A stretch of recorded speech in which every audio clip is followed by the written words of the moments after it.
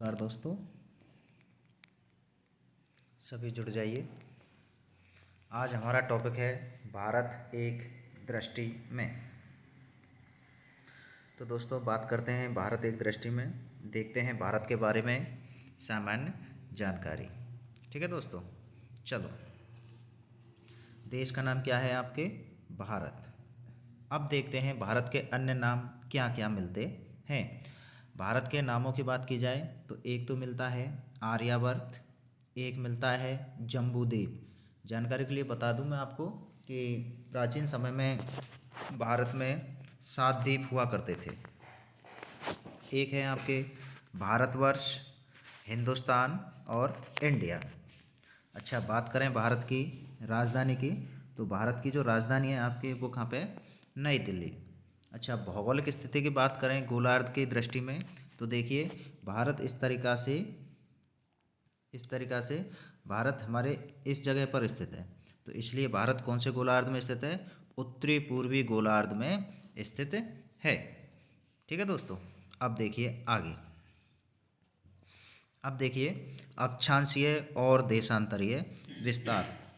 भारत का अक्षांशीय और देशांतरीय विस्तार की बात की जाए तो भारत का अक्षांशीय विस्तार आता है 8 डिग्री 4 मिनट से 37 डिग्री 6 मिनट उत्तरी अक्षांश।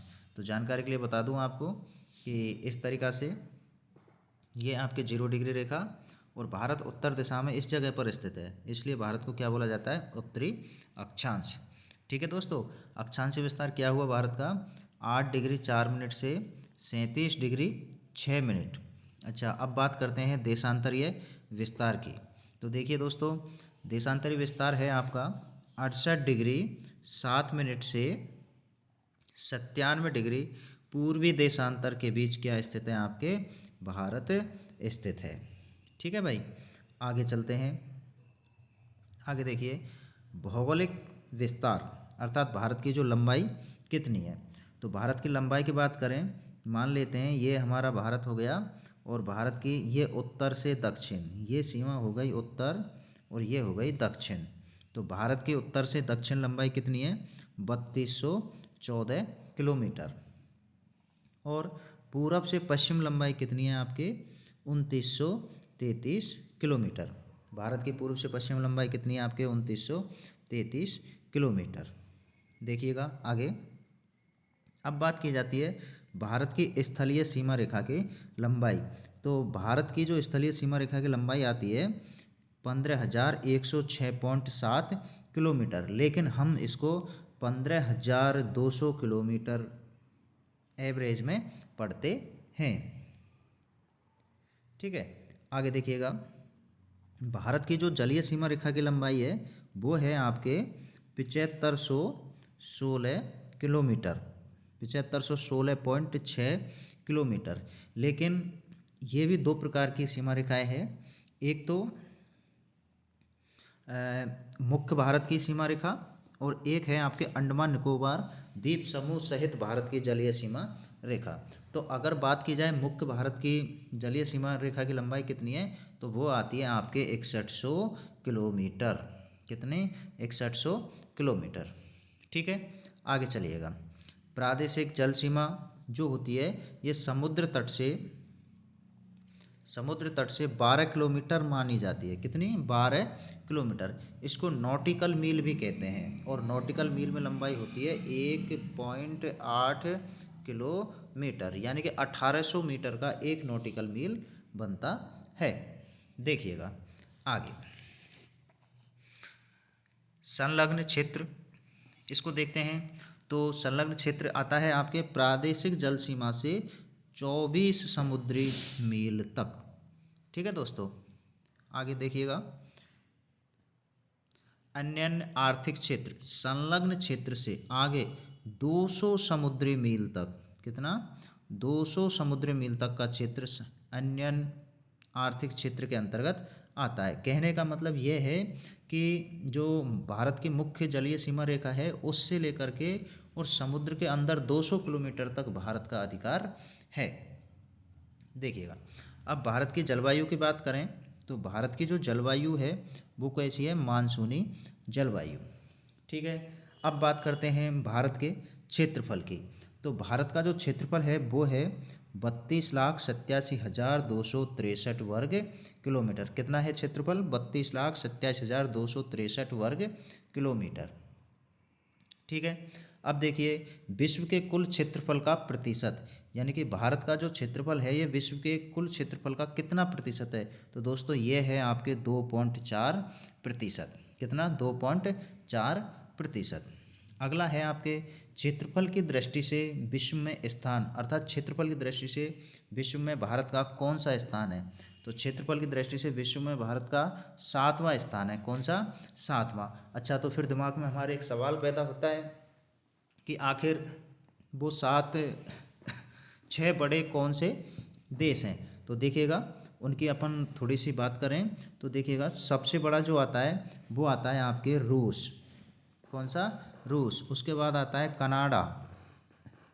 उसके बाद आता है तीसरे नंबर पर चीन। ठीक है। अच्छा चलो आगे। और अगर चौथे नंबर की बात करें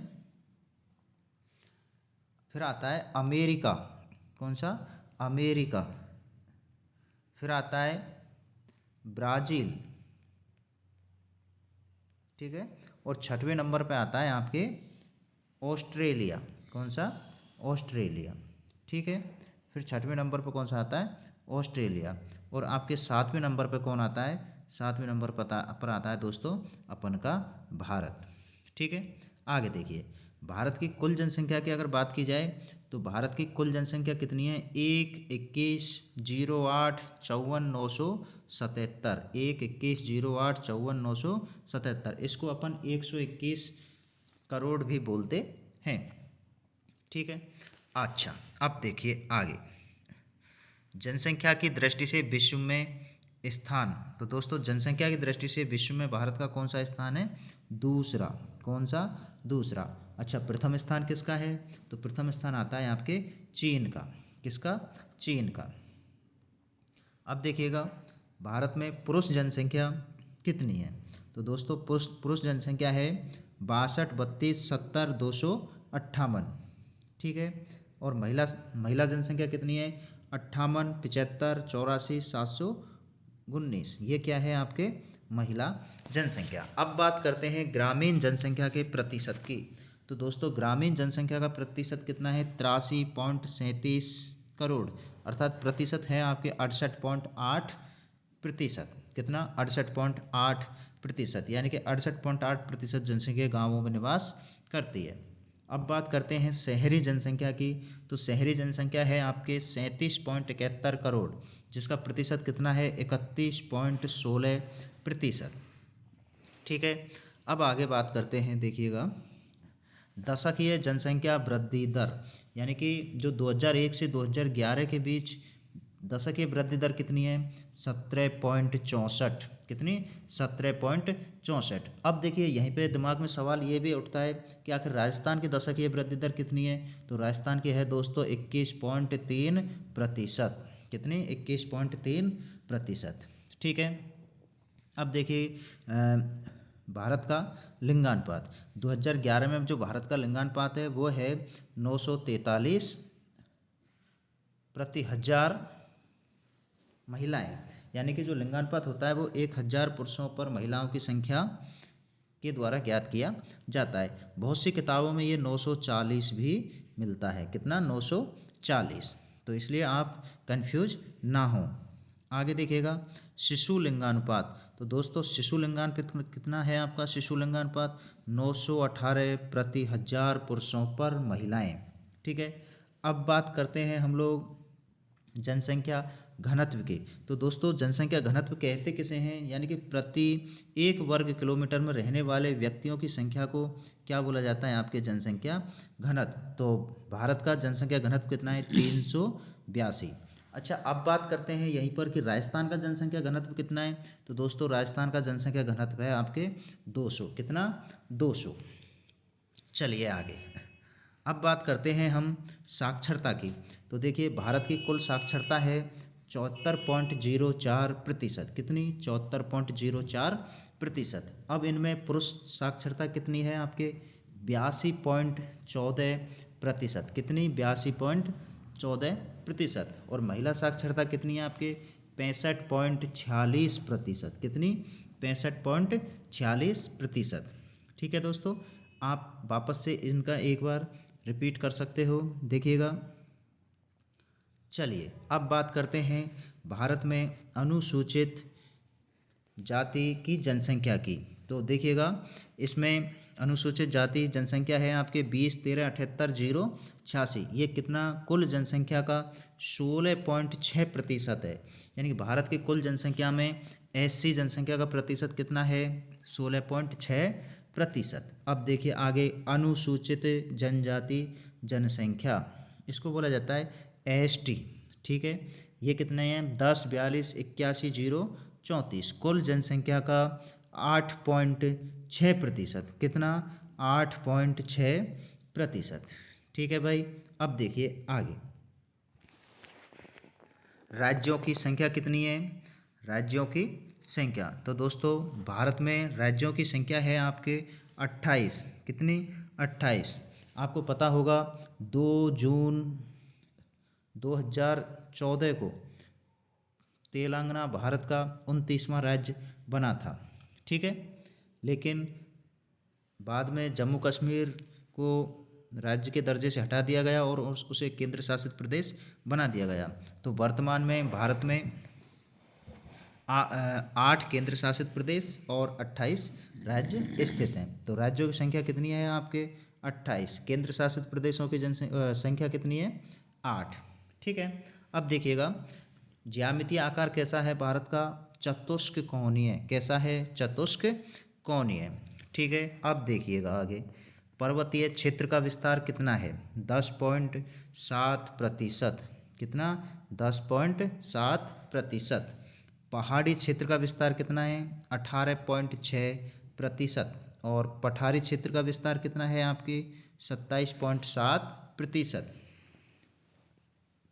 मैदानी क्षेत्र का विस्तार कितना है 43.0%। अब देखिएगा आगे, जो कर्क रेखा है, अर्थात कर्क रेखा भारत के कितने राज्यों से होकर गुजरती है। तो कर्क रेखा दोस्तों भारत के 8 राज्यों से होकर के गुजरती है। कौन कौन से देखिएगा, गुजरात, कौन सा गुजरात, राजस्थान, मध्य प्रदेश, गुजरात, राजस्थान, मध्य प्रदेश, छत्तीसगढ़, झारखंड, पश्चिम बंगाल, त्रिपुरा और आपके मिजोरम। यानी कि भारत के 8 राज्यों से कर्क रेखा गुजरती है। अच्छा, एक यहीं पे प्रश्न उठता है कि कर्क रेखा को 2 बार काटने वाली नदी कौन सी है। तो दोस्तों आपने सिर्फ माही नदी का नाम सुना होगा, लेकिन कर्क रेखा को भारत की एक और नदी है जो काटती है, और उस नदी का नाम है स्वर्णरेखा नदी। क्या, स्वर्णरेखा नदी।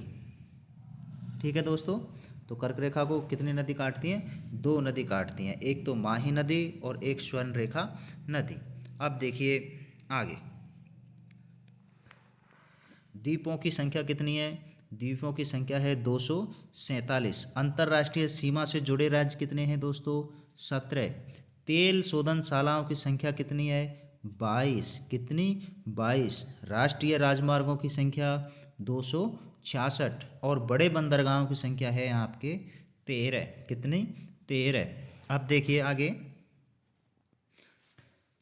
भारत का जो राष्ट्रीय पशु है आपके बाघ। क्या है बाघ। राष्ट्रीय विरासत पशु क्या आता है आपके हाथी। क्या आता है हाथी। आगे देखिए, राष्ट्रीय पक्षी क्या है मोर। क्या है मोर। राष्ट्रीय वृक्ष बरगद। राष्ट्रीय वृक्ष क्या है बरगद। राष्ट्रीय पुष्प कमल। क्या है कमल। राष्ट्रीय चिन्ह अशोक स्तंभ। क्या है अशोक स्तंभ। राष्ट्रीय गान क्या है जन गण मन। क्या है जन गण मन। और राष्ट्रीय गीत वंदे मातरम। क्या है वंदे मातरम। राजकीय भाषा हिंदी। क्या है हिंदी। राष्ट्रीय लिपि क्या है आपके देवनागरी लिपि। राष्ट्रीय वाक्य क्या है सत्यमेव जयते। क्या है सत्यमेव जयते। अच्छा, हमारे दिमाग में एक सवाल फिर पैदा होता है कि सत्यमेव जयते को कहाँ से लिया है। तो आपको पता होना चाहिए, सत्यमेव जयते को मुंडको उपनिषद से लिया गया है। कहाँ से मुंडको उपनिषद से। ठीक है, आगे देखिए, राष्ट्रीय ध्वज, राष्ट्रीय ध्वज क्या है आपके? तिरंगा। क्या है? तिरंगा। राष्ट्रीय नदी क्या है? गंगा। क्या है? गंगा। राष्ट्रीय जलीय जीव गंगा डॉल्फिन। क्या है? गंगा डॉल्फिन। ठीक है, आप मुझे कमेंट करके बताएंगे कि गंगा डॉल्फिन को राष्ट्रीय जलीय जीव कब घोषित किया गया था। ठीक है, आगे देखिएगा, द्वीपों के नाम में परिवर्तन।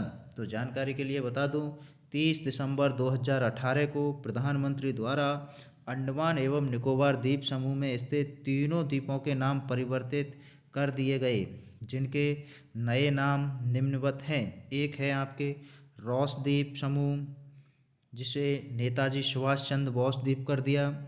एक है नील द्वीप समूह, जिसे शहीद द्वीप कर दिया। और एक है हैवलॉक द्वीप, जिसे स्वराज्य द्वीप कर दिया। ठीक है दोस्तों, तो ये आज के कुछ इम्पोर्टेंट प्रश्न थे जो आगामी परीक्षाओं में आपके लिए सही साबित होंगे। आप इनको धीरे धीरे वापस से पढ़ सकते हो। दोस्तों, मैंने आपको अच्छे से समझाने का प्रयास किया है। संपूर्ण भारत के बारे में आपको जानकारी प्रस्तुत कराई गई है। ठीक है दोस्तों, तो आप इसको वापस से भारत एक दृष्टि में देख सकते हो। ठीक है दोस्तों, आप हमारे चैनल पर बने रहें और चैनल को सब्सक्राइब करें, आगे बढ़ाते रहें। ठीक है दोस्तों, धन्यवाद। शुभ रात्रि। वंदे मातरम।